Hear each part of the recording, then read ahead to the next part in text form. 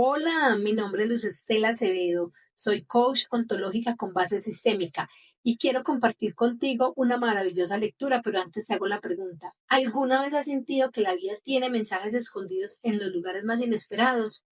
Por eso hoy quiero compartir contigo algo muy especial. La lectura del libro ¿Dónde están las monedas? Un libro que no solo se lee, sino que se vive. Es una herramienta que me ha acompañado en procesos terapéuticos, ayudando a las personas a encontrar respuestas donde parecía solo haber preguntas.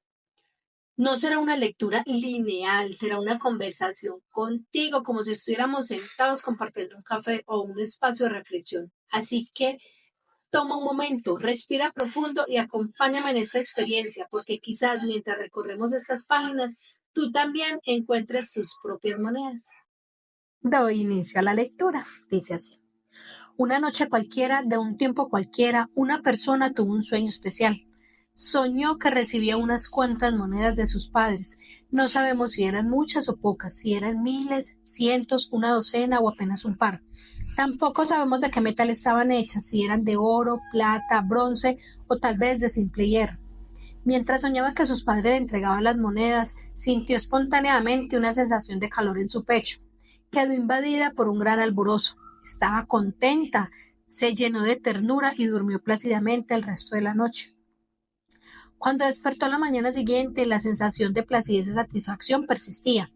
Entonces decidió caminar hacia la casa de sus padres. Y cuando llegó, mirándolos a los ojos, les dijo: esta noche habéis venido en mis sueños y me habéis depositado unas cuantas monedas en mis manos. No recuerdo si eran muchas o pocas. Tampoco sé de qué metal estaban hechas, si eran de un metal precioso o no. Pero no importa, porque me siento pleno y contento y vengo a deciros gracias, son suficientes. Son las monedas que necesito y las que merezco. Así que las tomo con gusto porque vienen de vosotros. Con ellas seré capaz de recorrer mi propio camino. Al oír esto, los padres que como todos los padres se engrandecen a través del reconocimiento de sus hijos, se sintieron aún más grandes y generosos. En su interior sintieron que podían seguir dando a su hijo porque la capacidad de recibir amplifica la grandeza y el deseo de dar, y así dijeron: eres un buen hijo.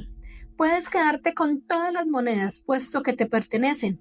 Puedes gastarlas como quieras y no es necesario que nos las devuelvas. Son tu legado único y personal. Son para ti.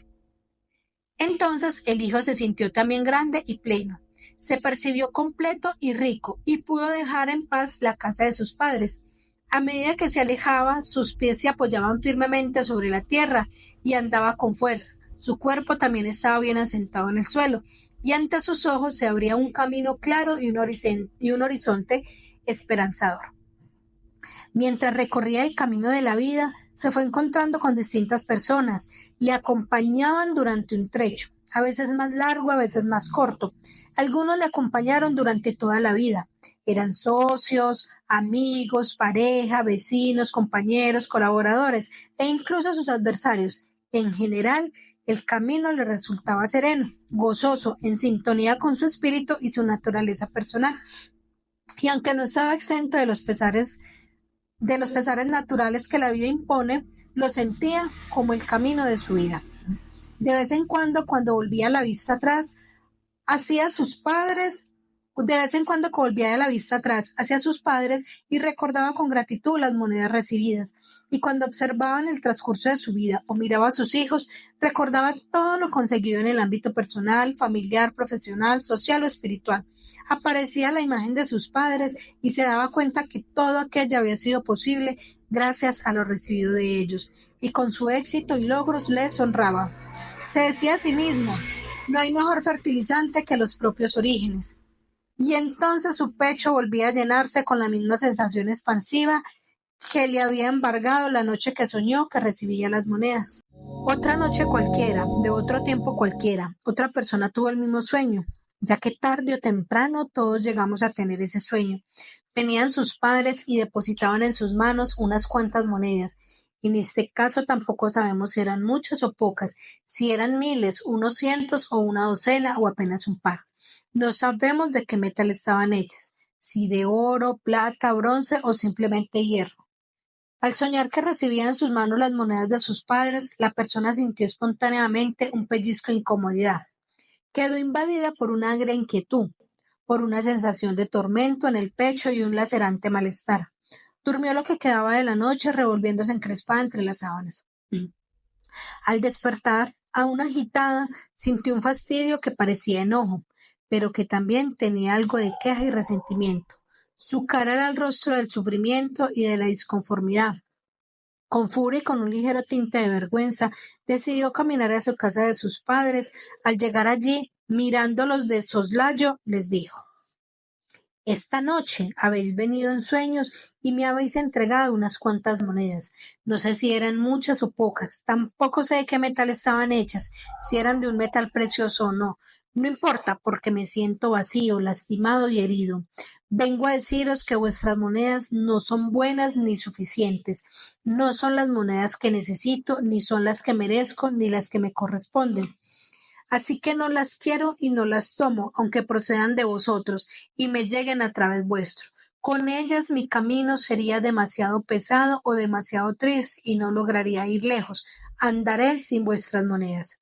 Y los padres que, como todos los padres, empequeñecen y sufren cuando no tienen el reconocimiento de sus hijos, se hicieron aún más pequeños, se retiraron disminuidos y tristes al interior de la casa. Con desazón y congoja comprendieron que podían dar todavía menos de lo que habían dado a aquel hijo, porque ante la dificultad para tomar y recibir, la grandeza del deseo de dar se hacen pequeños y languidecen. Guardaron silencio confiando que con el paso del tiempo, la sabiduría que trae consigo la vida, quizás se llegarán a enderezar los rumbos fallidos del hijo. Es extraño lo que ocurrió a continuación. Después de pronunciar aquellas palabras ante los padres, el hijo se sintió impetuosamente fuerte, más fuerte que nunca. Se trataba de una fuerza extraordinaria, la fuerza feroz, empecinada y hercúlea que surge de la oposición a los hechos y a las personas. No era una fuerza genuina como la que resulta del asentimiento de los hechos y está en consonancia con los avatares de la vida, pero sí era una fuerza apasionada e intensa. Era la clase de fuerza que configura el paisaje del sufrimiento humano, aquella en que las personas tratamos de apoyarnos cuando carecemos del coraje y de la humildad suficiente para aceptar la realidad tal y como es y a nuestros padres tal y como son. La falsa fuerza que nos concede la oposición de las cosas, el resentimiento hacia las personas y el victimismo frente a los hechos vividos. Con el tiempo, esta persona aprendería que ningún sufrimiento concede derechos, ninguna postura existencial edificada sobre heridas concede merecimientos, y que el único sentido de este sufrimiento, que no es dolor, es hacer sufrir a los demás, ya que únicamente el dolor genuino despierta la compasión. Pero aquel día la persona abandonó la casa de sus padres diciéndose a sí misma nunca más. Se sentía fuerte, pero también vacía y necesitada. Aunque lo deseaba, no lograba quedarse en paz.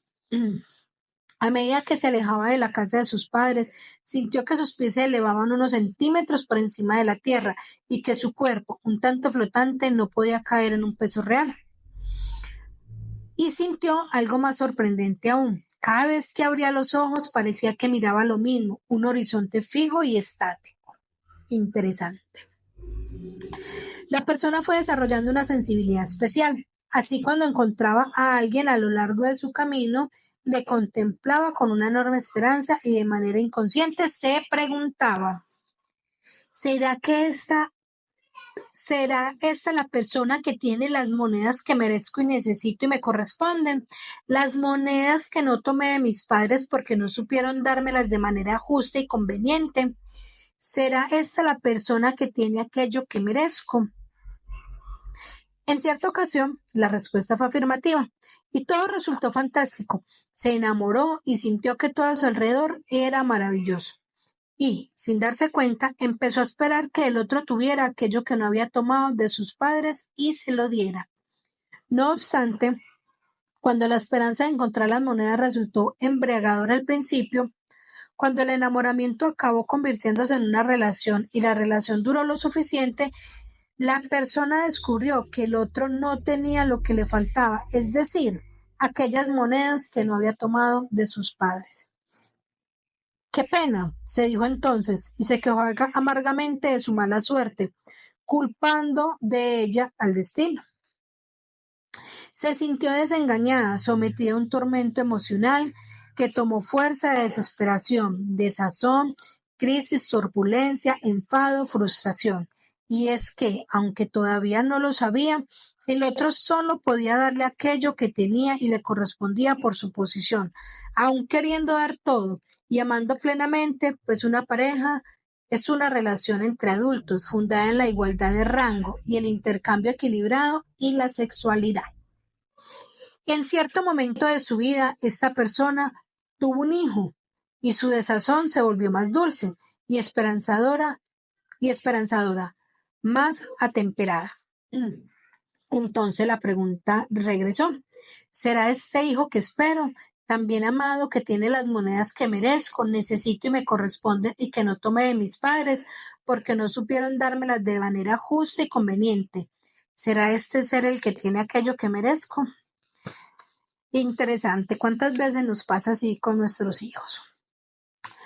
Cuando se contestó de nuevo que fue maravilloso, formidable y empezó a sentir un vínculo especial con aquel hijo, un vínculo asombroso, muy estrecho, lleno de expectativas y anhelos. De manera inconsciente, la persona estaba convencida de que el hijo tenía las monedas que necesitaba y no tardaría en dárselas. Pero al paso del tiempo, el hijo, como la mayoría de los hijos, deseó tener su propia vida y poner en práctica sus propósitos de vida independientes. Amaba a sus padres y deseaba hacer lo mejor para ellos. Pero la precisión de tener vida propia le resultaba exigente, imperiosa y tan arrolladora como la sexualidad. Así la persona comprendió un día que tampoco el hijo tenía las monedas que necesitaba y merecía y le correspondían. Sintiéndose más vacía y huérfana y desorientada que nunca, entró en crisis. Enfermó, estaba en la fase media de la vida y se encontró con que ningún argumento le sostenía ya, ninguna razón le calmaba. Sintió en su interior un catacrac y gritó: ¡ayuda! Había tanta urgencia en su tono de voz, su rostro estaba tan desencajado, nada la calmaba, nada podía sostenerla. ¿Y qué hizo? Fue a ver a un terapeuta. El terapeuta lo recibió pronto, lo miró profunda y pausadamente y le dijo: yo no tengo las monedas. Quise hacer una pausa en esta parte del libro, no porque hubiera terminado el capítulo, sino para hacer una reflexión frente a si te has preguntado por las monedas que tus padres te dieron y quizás cuántas has rechazado. Es muy factible que rechacemos aquellas monedas de nuestros padres, de cosas que no nos gustaban de ellos, que criticábamos, que es normalmente donde esta parte de la historia cuenta este hijo que rechazó todas sus monedas. Evidentemente es un hijo con mucho dolor, quizás por muchas falencias de sus padres, pero es no entrar en juicio, es honrar esas historias de dolor de nuestros padres y quizás comprender por qué tenían esos comportamientos, esas actitudes, o por qué quizás aquellos padres fueron padres ausentes. Sí, quizás a veces el acto más grande de amor de un padre es haberse ido. Entonces, incluso cuando no hemos tenido una relación fácil con ellos, hay monedas que están ahí. Tal vez no fueron los mejores en demostrarnos amor, pero aún así nos dieron lo que pudieron desde sus posibilidades. A veces, solo darnos la vida ya es una moneda inmensa que merece ser respetada y valorada.